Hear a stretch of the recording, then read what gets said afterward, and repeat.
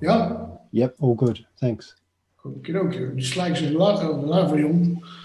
Uh, to start with, just the same as last time, with a little bit of history. The last time I told you that they mined a lot of ores, of course, and to melt these ores into the different elements that they wanted. They had a lot of ovens, and they all built them along the shore. And the galena that they mined contained about 0.5% of silver. So what they did, there was crushing the lead, and they mixed that with charcoal, and that was heated in the ovens. And of course, they tried to extract the silver, and they were actually quite effective with that because the amount of silver that you still can find there is not in the slags. I mean, it's not very abundant. So they did a good job. But what they did was dumping the slags all into the sea, and that meant that a lot of new minerals formed through reaction with the sea salt. And the first of those was described in 1887. That was Laurionite. And as I told you last time, there are about 1.5 million cubic meters of dumps and slags. The slags are freely accessible, but mostly they lie underwater, so you have to dive in. There are at least 10 different slag localities. The minerals are always very, very small, max 1 to 2 millimeters, and 2 millimeters is already big, so you'll see that in pictures in a moment. But they vary in many forms and varieties because the ore remains of all the elements, lead, silver, copper, etc., reacted with the sea elements, sodium, chlorine, and well, you name them. So you got a lot of different reactions, and thus a lot of different minerals. Last time I showed you this one too. You know, it's still Athens is still Athens is up here, airport Lavrion in the south, and the slags are on the east and the south coast. And you see, I've pinpointed a few of those, some of those, and these are the most visited of those slags. I don't know them all, but most of them we have visited once or twice in the meantime. And that Pasilimani is the first. It's up just below there, south of Lavrion itself. Pasilimani is the place where we sleep, so there are a lot of worse places to be. So we have a beach directly next to us. The Greiner Cove is very nice place to be. It's very pleasant. It's all shallow water. It's all covered by rocks, so you can have always out of the wind. The only disadvantage is that it's downhill. So if you go back to your car, you have to climb up a very steep hill with all the rocks on your backpack, and that's a challenge in itself. But staying there is a pleasure. The same goes for Harakas Beach. This is just a beach where you can pick up the slags that have washed on the shore. You can go into the water, of course. So sunbathing and collecting is, let's say, a combined pleasure. Visaki Point is the smallest cove of them all. If you don't know where it is, you will never find it. But in 2019, that was the most successful place that we've been. So I have a lot of nice pictures from there. The minerals, there are over 100 different species described in the slags.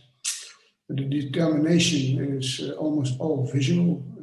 by myself, but with a lot of help from my friends, and especially Jacques Veille. All the specimens are from my own collection, all found by myself. And with a few exceptions, as usual, all the photos are by myself also. The presentation will be in alphabetical order, but there are some exceptions, and I'll come to that when the time is right. And there's a reason for that. Start with the A of Anglicite. Anglicite is not always easy to distinguish from aragonite because both form spiky crystals. So you have to look at the details. Anglicite has a higher luster. The spikes are sharper than those of aragonite. Aragonite grows in radiated sprays, where anglicite are mostly freestanding crystals in quite chaotic groups. And of course, the associations help also. Anglicite accompanied by cerussite, and aragonite mostly by fluorite. So there are a lot of cues that you have to make a, let's say, a proper distinction between the two. What you see here is a picture with crystal drawings. They come from a book that I have, and most of the collectors in the Lavrion Slags have this book. I'll show it to you at the end of the presentation, and it is very helpful with the determination of the. Sorry, there's coming sounds through this because I get all kinds of messages now. So this is Anglicite number 64A. Now it's freestanding and razor sharp, and you see how small these things are, just 0.5 millimeter high. The next one, this is a clear example of the most bright crystal shape in the drawing, the one without the number, but it's unmistakably Anglicite if you compare it with the drawings. The best I have is this one. This is a school example of 64C, and this is a great sample of Anglicite. The total field of view 2 millimeters, so the largest crystal here is also just 0.5 millimeter, I think.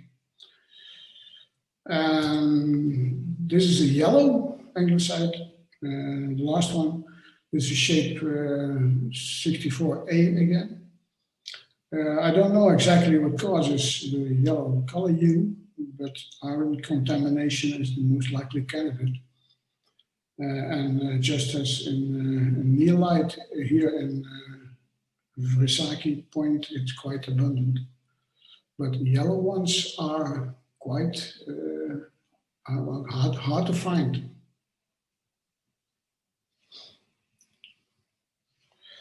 Then we come to aragonite. Aragonite is mostly found in Pasilimani and almost always in association with fluorides, and you'll see that later. And they almost always form radiated groups, like as you see here, and with needles, but they are mostly not too bright. They are just always a little bit more dull than the anglicites, and that if you look closely, then you can make the distinction.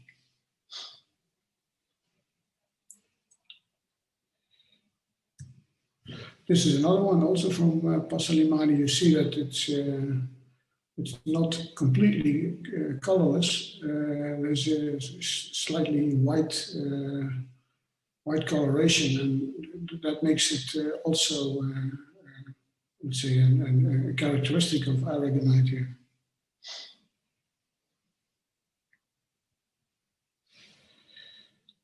This is an exception. The only one I've ever seen. This comes from Lavrion code. I found it in 2005, so it's a long time ago.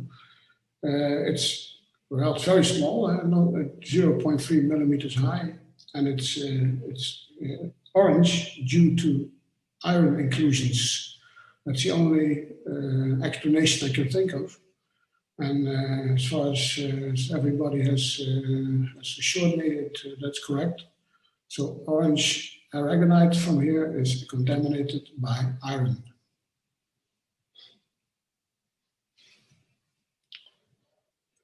Then is a third species which has, let's say, colorless pointy crystals. And here, what you see here is Buster White. The luster is adamantine. They are grouped in an organized, very chaotic way and have a tendency to fill up whole cavities. And that are benchmarks, except especially the last one, so the tendency to fill up cavities is a benchmark of bastolite. And besides that, bastolite is almost always associated with another mineral, that's penfieldite. And on close inspection, it's hard to see, but I'll try to show you. You see a few penfieldites here in the picture. There's this one, this is a penfieldite. It has a flat end at the end, flat end face, flat surface. Same goes for this one here, and there's another one up there. And those are penfieldites, so they are different because the bastolites themselves are pointy, and these things are flattened, so that makes this very likely. I always talk about very likely instead of sure. Bastolite. We'll come to penfieldite later, but the hexagonal shape and the flat tops are characteristic. Next one is blixite. There's actually not much to tell about it. It's a very soft halide, and in the slags, blixite almost always forms balls that are eagerly white and smooth, and there's not much risk of confusing it with something else. So I know nothing else that looks the same like this one. So this must be blixite.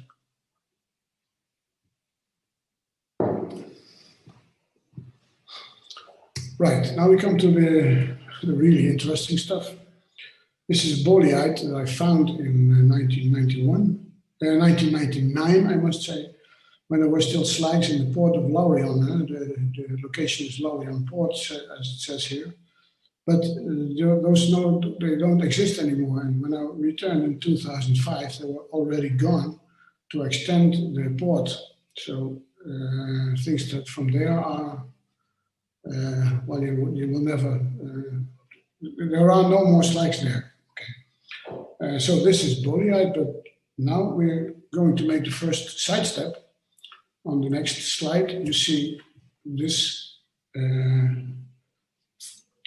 drawing. This is a page from the book.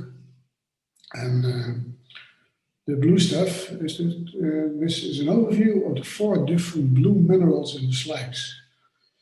In the picture, you see crystal drawings of boleite, cumangeite. Here, it says here cumangeite, but that's wrong. It's a flaw in the book. It's cumangeite, officially. Diaboleite and pseudoboleite. And so boleite's up here, cumangeite here in the middle. Diaboleites, 4 pieces, and just 1 pseudoboleite. We can't forget about the cotonite and demerite, just on the page. All 4 are lead copper chlorides. All are very small and contain different habits. But so keeping them apart on site is very difficult. So the drawing are very useful in distinguishing them, provided that you have a microscope with enough magnification. Here we go. This is back to the first boleite, of course, and the drawing leaves no doubt. This is boleite. So number 11B. This is boleite 11B. And there's one thing that you can try to remember, boleite is the only one of the four which has silver in its formula. So if you test something which has, from these blue things, which has silver, then it's always boleite. And the next one is boleite 2. This is from 2019 at Recycling Point. And you see that this is shape 11C, so it's the other one. And this color is, let's say, more deep blue because the crystal is a bit larger than the last one. And the photo is, yeah, well, it's much newer than the first. So there's a difference in the color that you see here. Then, diaboleite. This is hard to see because actually what you see is the front view, so you can't make it out completely. So I had to find a way to picture this from another angle. And then you get this one. And yes, this is the confirmation, diaboleite. I'm sorry about the picture quality here. It was nearly impossible to get a good view. But this is from the same sample, so this must be diaboleite, one of these. But these things are even smaller. It's only 0.2 millimeters wideness. You see that in the picture because it's not all too sharp, and it's let's say samples that are that small are very hard to make good photos of.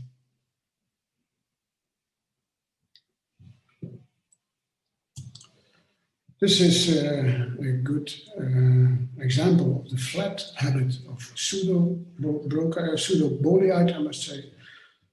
I don't have one of those, so this is as well the sample as the photo is from Jacques Veillen, and so thank you. So to complete it, but this is clearly pseudo-boleite. That's what you see here. From Thoricus Cove, that's one of the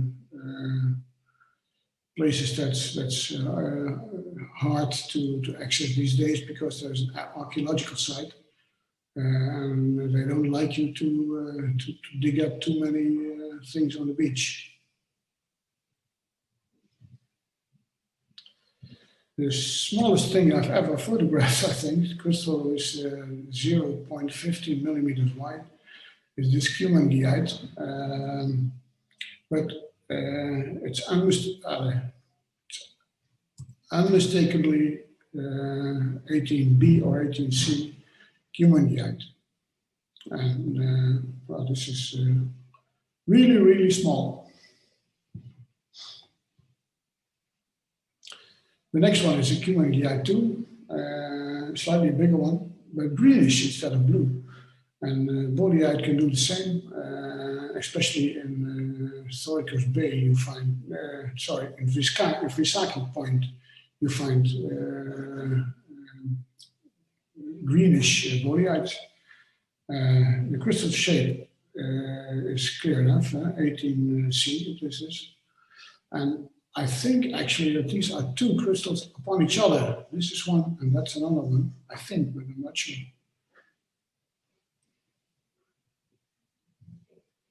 And then to make things complicated, this is a photo from Jacques also, from his collection too. The identification sometimes can be tricky. Now, is this boleite 11A, relatively flat one, or is this a thick pseudo-boleite? You just can't say on basis of the picture. So what you do here is you have to make a formal analysis, and if it contains, as I said, silver, then it's boleite. If not, then it's pseudo-boleite. And so thanks to Jacques again for lending me this picture. But so this what this means that it's sometimes it's very hard to do a good determination pure on site. Right, we go back to the, the, alphabetical order. Cerussite, as you might expect in this late environment, cerussite is very abundant. And this here is the most characteristic habit.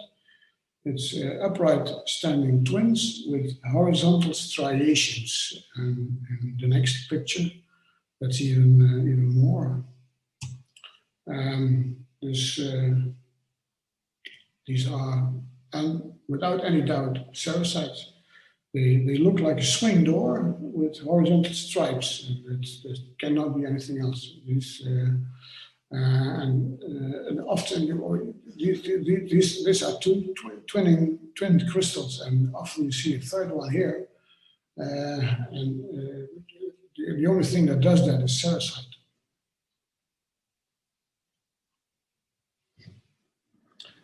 Another cerussite could be confused with aragonite, for instance, but if you look closely at the terminations here, these are not sharp, but they're flattened a little bit.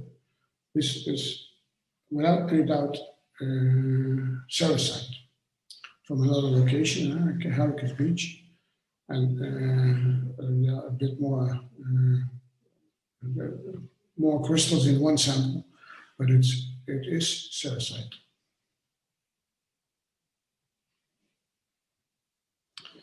The next one is complicated. Look closely. You see black-blue platy crystals here with a hexagonal outlook, a hexagonal look. So that's unmistakably covellite. It's the only one I've ever found. It's associated with Lavrion, is this one, and anglesite needles.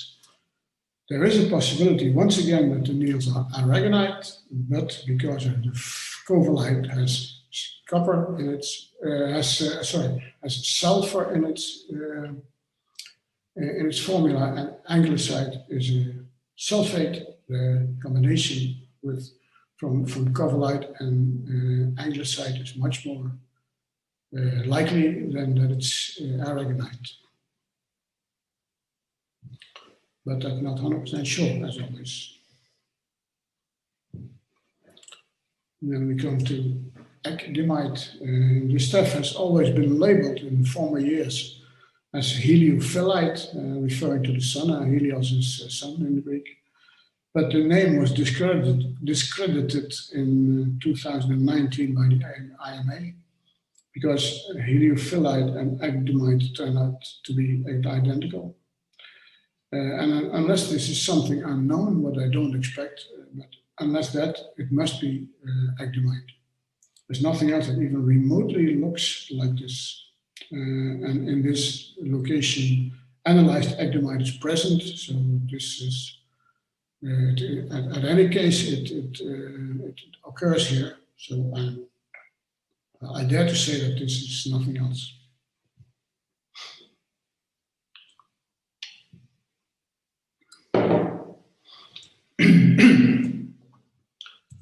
This prismatic and colorless. Now the different species start to look alike, and the only thing that can help to determine which is which is thoroughly examining always the terminations and end faces. And once again, the crystal drawings are of the greatest importance. So as you can see, this is fiddlerite. This top, you see this small thing here, small declining phase, and a longer phase on this side is fiddlerite. And the specimen is a find from 2005.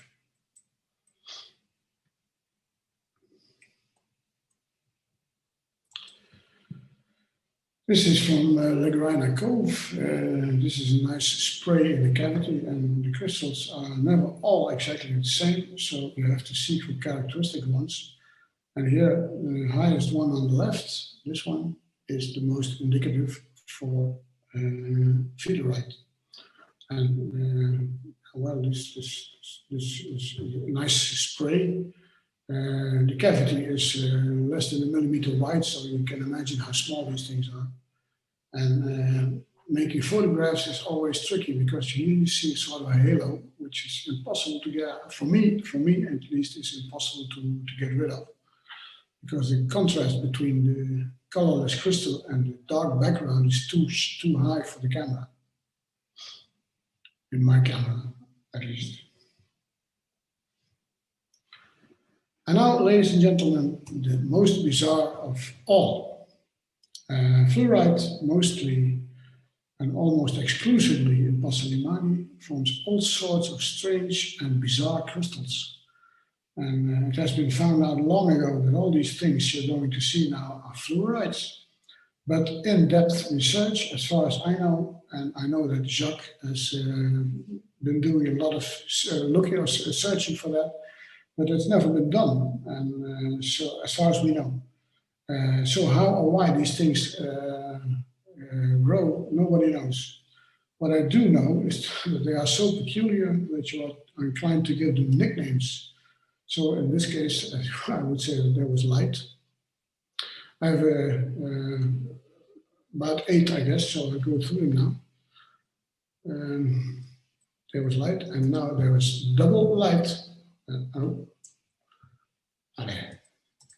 Double light is, this is fluorite, fluorite, fluorite. And this one is, I would call Stairway to Heaven.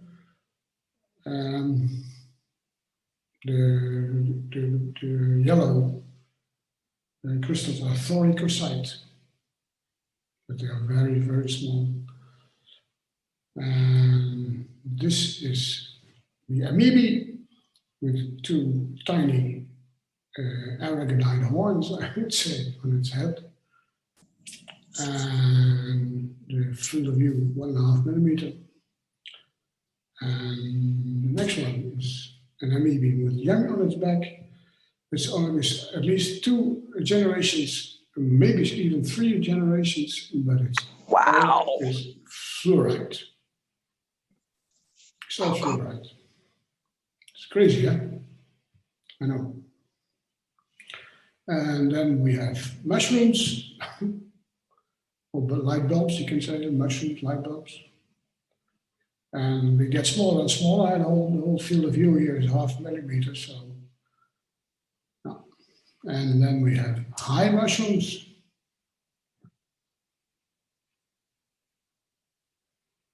And then we have an alien in a cave. And then we have an unnamed, this one is the last one in this freak show. I'll give you, you may think of a name for this one yourselves, and you can send it to me, and the best one gets a prize. But this is crazy stuff. There's a lot more of them on my website. And I know that Jacques has also a lot of photos from stuff like these. And I think that 2 of us together we could form a monography of these fluorides alone. We have, I think that I have about 100 of those, not all photographed, but about 100 of these fluorides. And Jacques, without any doubt, also. Yeah, right. This is something else. This has nothing to do with Georgia, but it's named after the director of the Lavrion mines at the end of the 19th century, Mr. Goriades, I think. We had a long discussion about this one. Jacques and I don't always agree, and this is one dispute. But I keep convinced that this is Georgia Deside, and that just looking at the picture, at the drawing, I don't know what this is in English, but this difference in outlines is the same here. So I guess that I'm almost certain that this is Georgia Deside.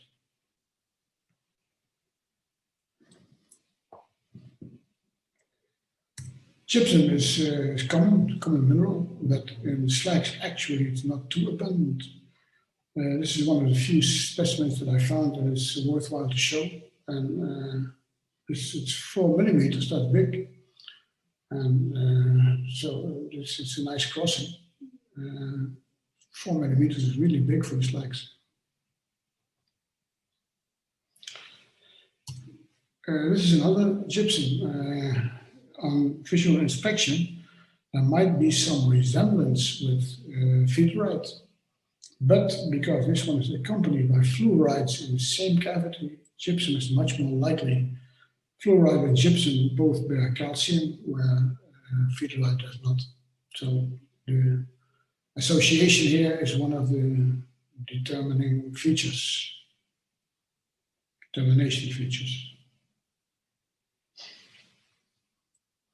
Then we come to the age of hydroceratite, and these are ultra thin in a basically trigonal outline, and without any doubt they are hydroceratite. And it's a carbonate, as you can see in the formula, so you will always find aragonite or calcite nearby. So this is one, and another one is this one, and these are a lot of crystals behind each other, and it's, I think this is quite appealing.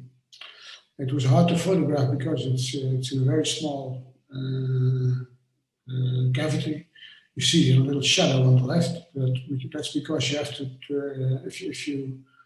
you have to turn it properly so as to avoid reflections, and sometimes you can do it another way, not in another way like this, than this.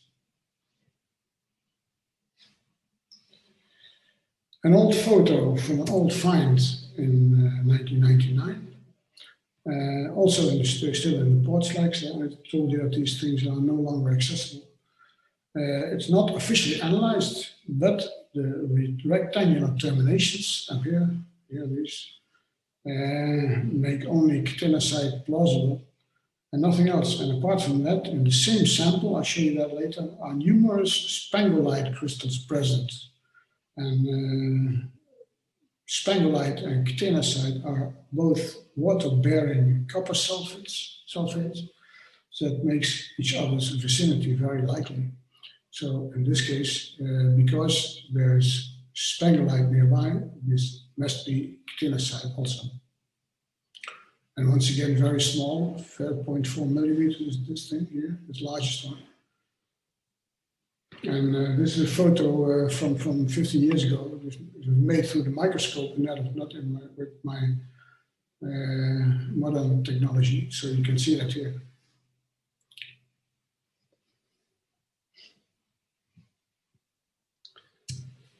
Spiky samples are always tricky, but this is most likely lanakite.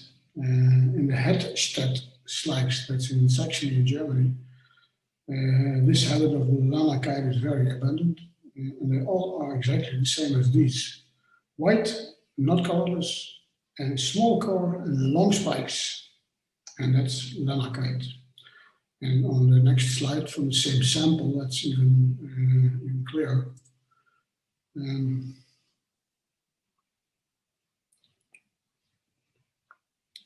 I didn't find these myself, by the way, but acquired them over the internet.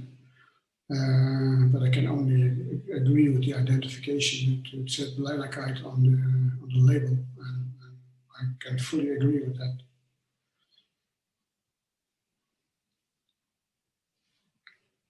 Right, now we come to Lavrionite. This is also a photo from 20 years ago, and this is one of my first finds of Lavrionite ever. And look closely, you see skewed striations here. And those are typical for Lavrionite. So this is without any discussion Lavrionite. But now we come to the second side step, the comparison between Lavrionite and Paralavrionite. And the formula is the same, so we deal with polymorphs here. The chemical composition is exactly the same, so that won't help the ID. There are only visual differences. Laurionite is orthorhombic, while paralaurionite is monoclinic. But in practice, they are often very much alike. You see that this one and that one look almost the same. And as you can imagine, in our Micromount group, the discussions on which is which are almost endless. And the mutual agreement is far-fetched sometimes.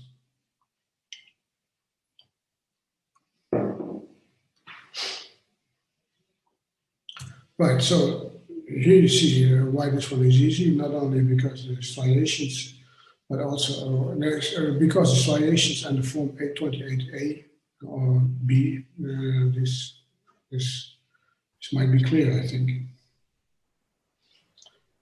And this one is clear too, because this is 828C, yeah, this form here. And the photo is not very good, but okay. In the background, the yellow things are phosgenites, and we will see some of those later on. The next one is one of the finest examples that I have. Look, this is amazing, I think.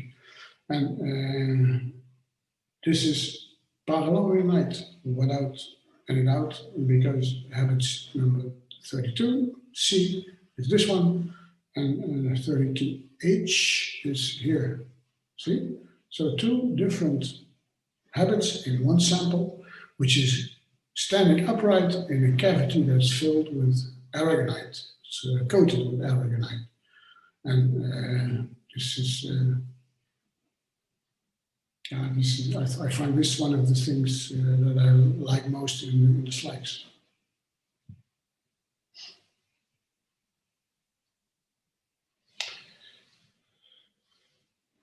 The next is a bit yellow, and that means that it's partially altered in thoricosite, and so there's no confusion. The only thing that does that is paralaurionite. And then, of course, they occur together in one sample to make things, once again, complicated. And on the upper part, you see this is a paralaurionite number 32A here. And here you see the forms of laurionite. Paralaurionite, laurionite.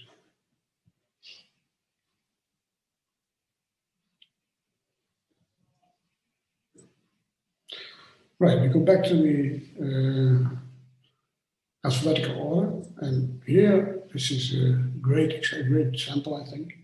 We have a genuine disagreement, and I got this one in 2020, so about a year ago, from a German dealer who assured me that it's analyzed to be ludlockite. And I have a lot of samples where this ludlockite is associated with yellow neolite that will come later. Visually, I can only fully agree with this being ludlockite, because it's ludlockite from all over the world look like this. But sometime later, a Swiss guy claimed that he too had analyzed this stuff from the same location, and he says it turned out to be another form of neolite. And I've tried to interfere in this discussion, but both parties keep their position, so I really don't know for sure. But nice it is. From Harakas Beach, this is not an own find, but I got it on our own exchange fair in 2015. The sprays are very tiny, as you can infer from the total picture. Nevertheless, there is no doubt that it's indeed mammothite, because that's the only blue sprayed species that has ever been reported from this location. And the colorless crystal is salicite.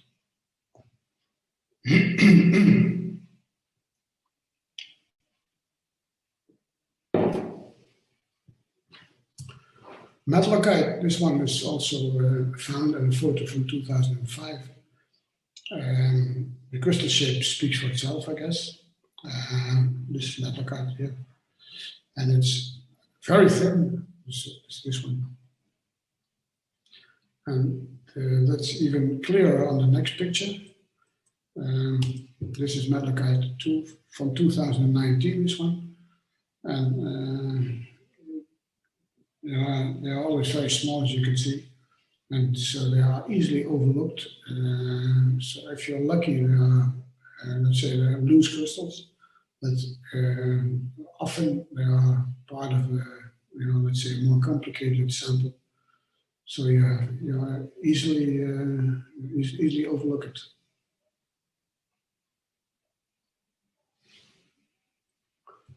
Mandipite benchmarks are the white color, the slight translucence at the edges, the silky luster, and the rounded shape of the crystals. And all that together is just one thing, mandipite.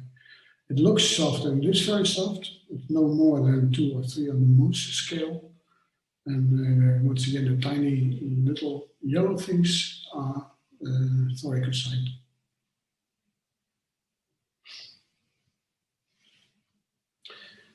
One of the most wanted here is neolite. This is a fantastic color.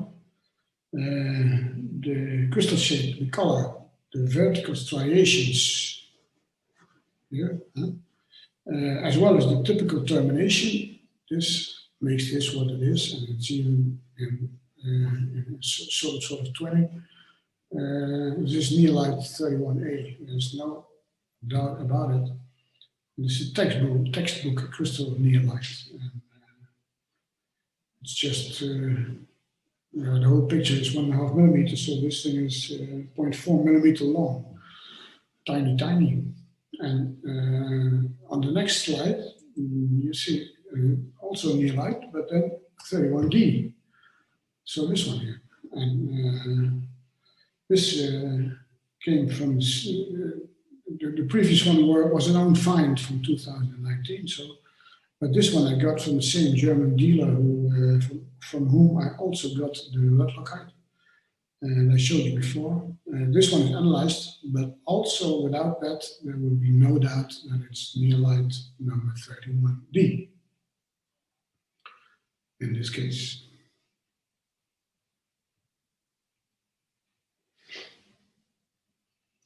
Penfieldite. I told you that there were some small penfieldites in the picture of bastolite, but here they are much clearer. Hexagonal, horizontal striations, and flat terminations at the end. And the only conclusion can be that this is penfieldite. There's no doubt about it. It's this one.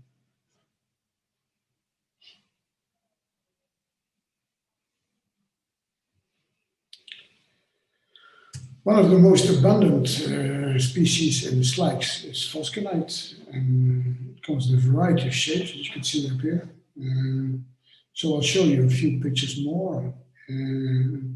If you find cerussite, then you can often count on finding phosgenite too, as they both are lead carbonates. You see the picture in the formula.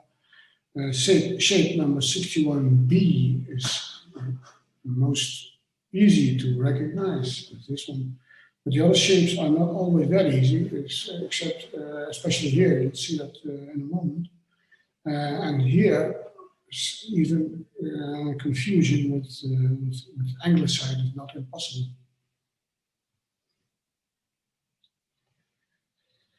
And the next one is another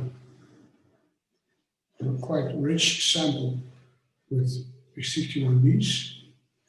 All these things are. And the next one after that is even clearer, 61A. This is almost a block of ice. Phosgenite is tetragonal, and so that's the clear. This one is the clearest proof of that. And 61A.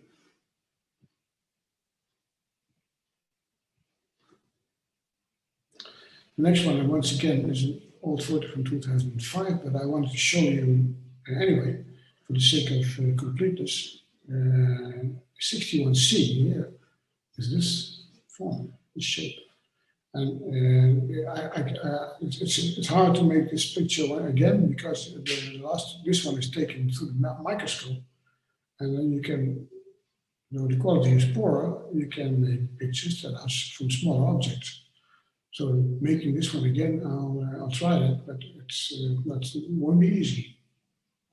Nevertheless, 61. Let's see. Then there are also white, not always colorless, but also can be opaque and almost white. Don't ask me why, and I also don't know why this cool example of a tetragonal structure has no ID number here, but it's this one. So.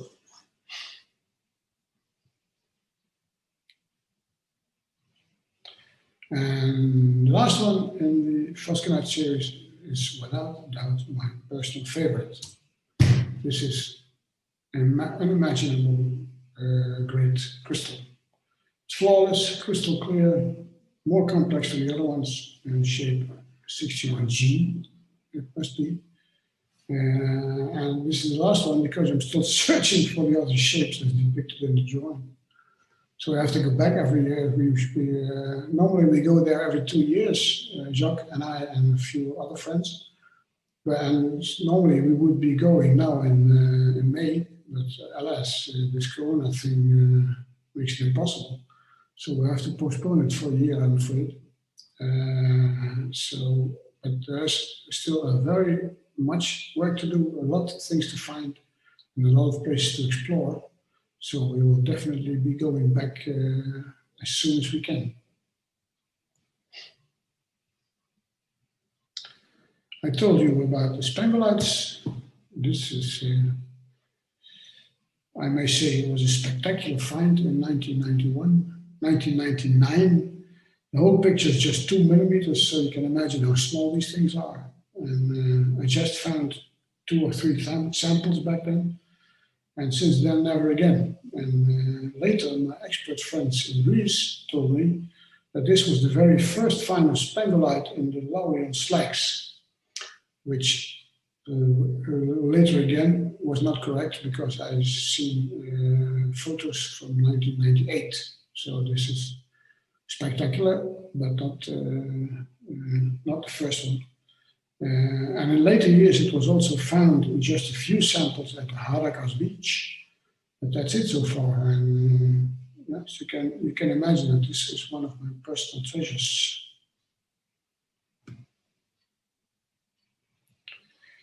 To conclude, 3 pictures of thoricosite.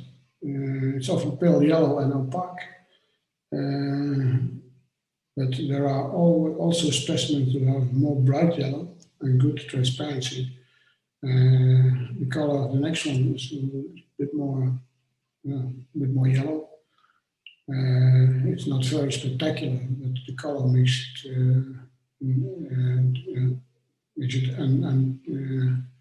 it certain that it's thoricosite. And this is the last one. I named it thoricosite, but there is another mineral called perite that also occurs in the Lavrion slags, and it looks exactly the same shape as well as color, and is just as small. Without official testing, you can never be sure, but from every 50 samples, only 1 or 2 are perite, and all the others are thoricosite. So I think it's quite safe to call this one thoricosite. Right, I told you about the book. This is the book. The Minerals in the Ancient Slags is from 1996, the book. Peter Lavrion is one of the co-authors. He was with us in Lavrion in 2005. Alas, he passed away in 2018 at the age of 94. The book is still available. Although it's from 1996, it's still available through Amazon.com, or for Dutch viewers also through bol.com. And the crystals drawings that I used are all from this book.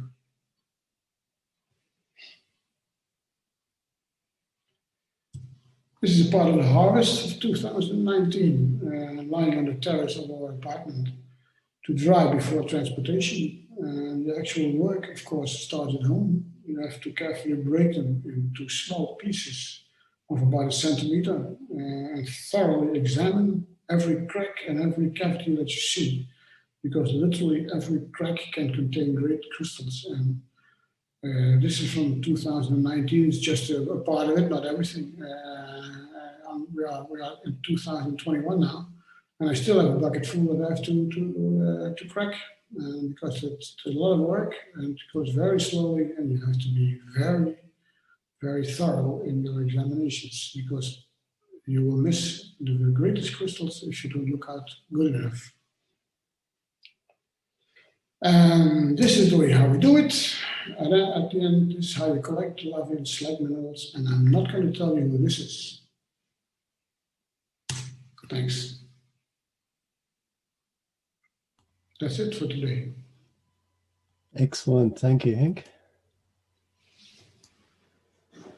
Can I stop share now? Yep. That'd be good.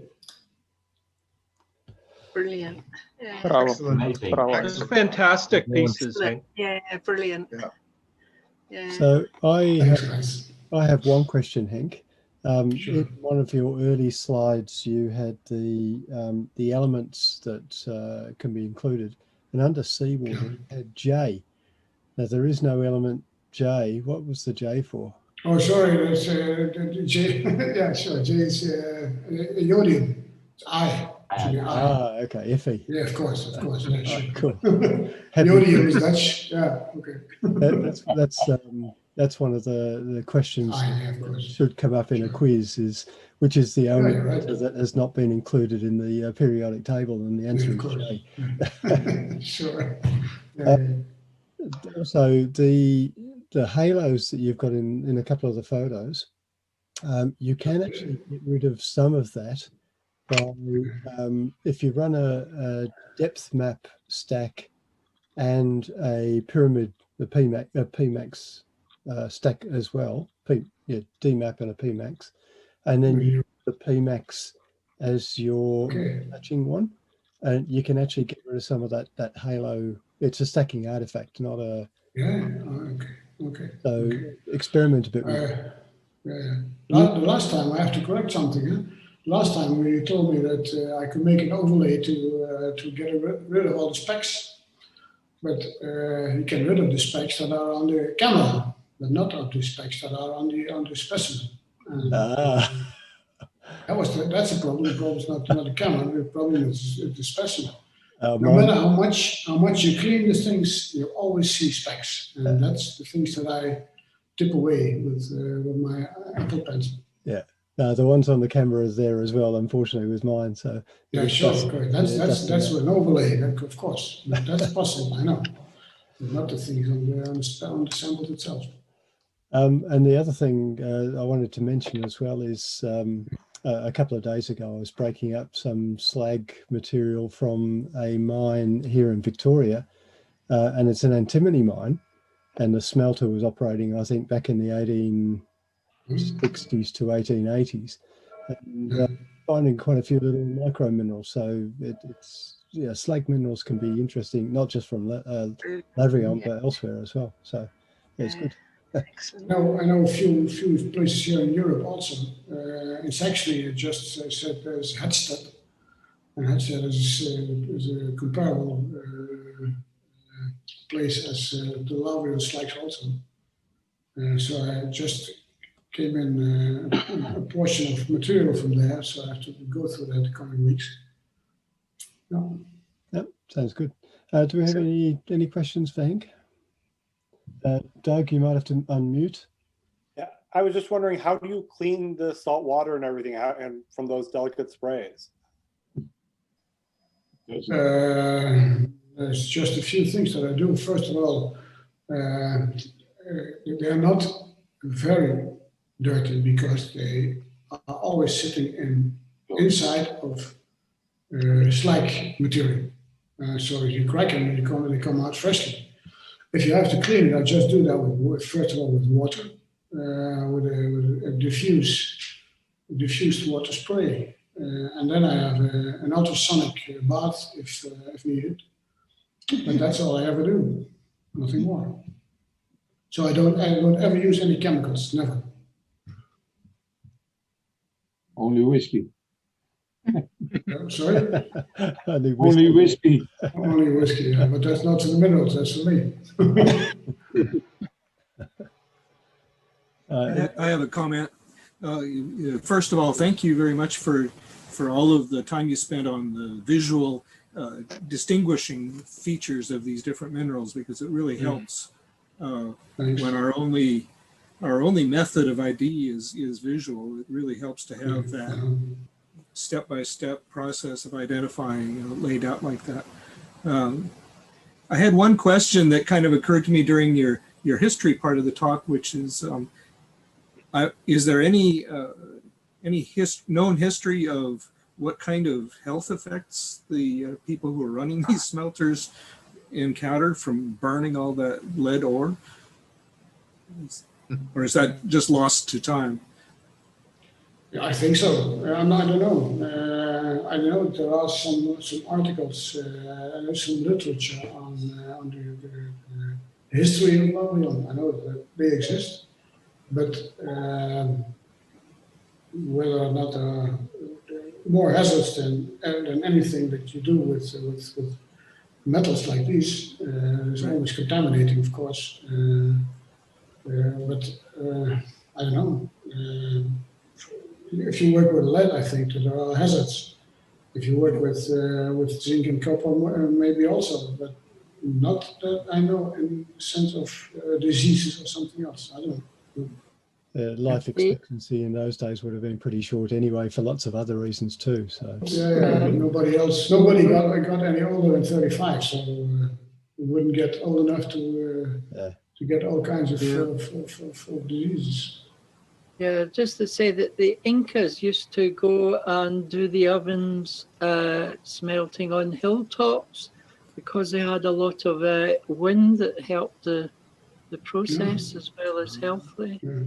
Well, yeah, but they breathe that winter, so that was a good idea. I don't know. Yeah. Any other questions? Yeah. Hank, have you investigated any fluorescence of these micromineral specimens? Come again?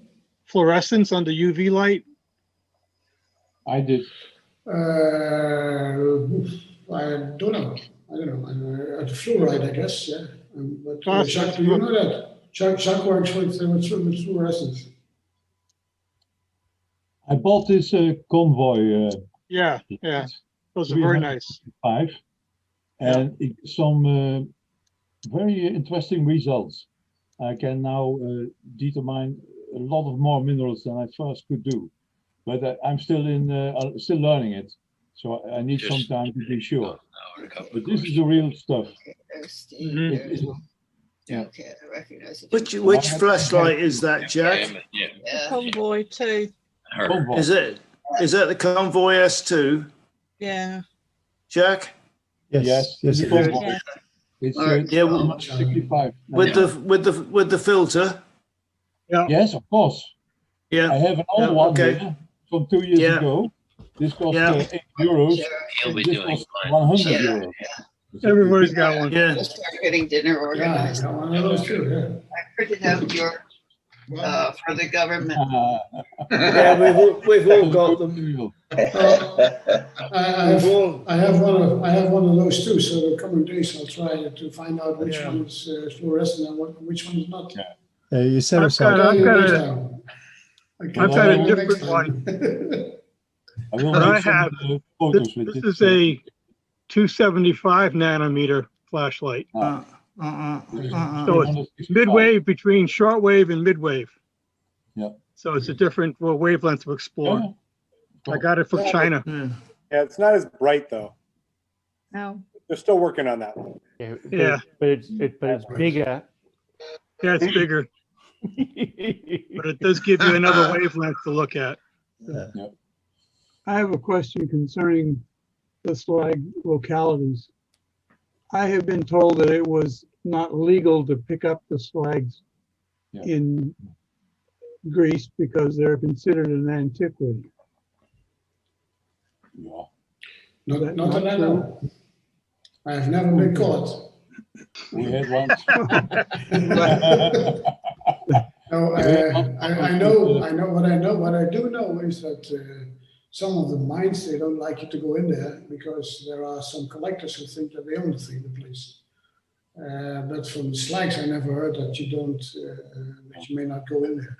But officially, you may take nothing, but there's nobody who ever looks. And, what we do is we are 10 days there with 4 guys. And in 10 days, we do about 20 collecting trips. So you can imagine how many kilos there we have. The last time in 2019, we had 387 kilos. That we had to transport back to the Netherlands, of course. So we have a transportation company that drives up and down between Venlo, that's close to where I live, to Athens, and they take this stuff with them. So we pack it, and they come and pick it up at our apartment, and then a week later we have it here. And there's nobody ever who makes any comment on that until now. Just what we heard over here in the States, so you know, it could be one of those collectors that doesn't want people around. Well, you know just as I do that if you ask anyone, then it's almost forbidden everywhere to pick up things because whatever reason. But that goes for Greece very officially also. So officially, you may not take anything with you, but nobody ever cares. Usually, apart from that, I think that in Europe the safety regulations, etc., are much less harsh than in the US. We don't do things like liability, and we do things like lawsuits, etc. And so in the US, they are very much more hazardous to let you in somewhere because the risks in legal terms that they take. But here in Europe, we are not that strict. We are in the UK. We are in the UK. Yeah, but that's not Europe. No, no, You're correct. Quite correct. Quite correct. Okay. Sorry about that, Martin. No problem. Nevertheless, I want to come in September. Yeah. Any other questions of Henk? No, I can thoroughly recommend the book though. I've had it when it first came out. I've had that. I would thoroughly recommend it. I've had mine just when it first came out. I managed to pick it up from somewhere. It's absolutely a superb book. Yeah, it's very. Yeah. It's everything you need in determining which is which. Yeah. Isn't there a new book on Greece that was done by a German guy? Yeah, I have it. Yeah. Huge pictures. Yeah, it's great. It's a great book. I have that too, and there's a lot of let's say comparison material, so you can use that also. But the greatest, that one. Look at Doug, he has it. Yeah. Unfortunately, I don't read German. You sell it also? In English. Just look at the pictures, Doug. It's fine. Well, that's why I got it, was for the pictures. That's why they made Google Translate, I think. Yeah, that doesn't work either. It's near enough. Rubbish. It's near enough. And German. When I was in high school, I had a hard time learning languages. At 74, I'm going to have a harder time. Unfortunately, that's a downfall of a lot of us here. We don't, in this country, don't learn foreign languages very well. I know. That's something to do with the English speaking. Yeah, we're the same over there. I never had the opportunity, but everyone speaks English. Why should we bother? Well, the high school I went to taught Russian. Esto es una desgracia decir esto, hombre. Oh, Go on off now. Disgraceful to say that. Okay. Okay. Well, great talk, Henk. Good Yeah, seeing thank you. everyone. We'll Yeah, see you good next seeing time. everybody. Yeah, we'll be back Thank again you, with you bye. next time. Yeah, very good. Take care. Thanks, Hank. Bye. Great talk. Thanks again, Steve. No Brilliant. problem, mate. Thank you. All right. Right.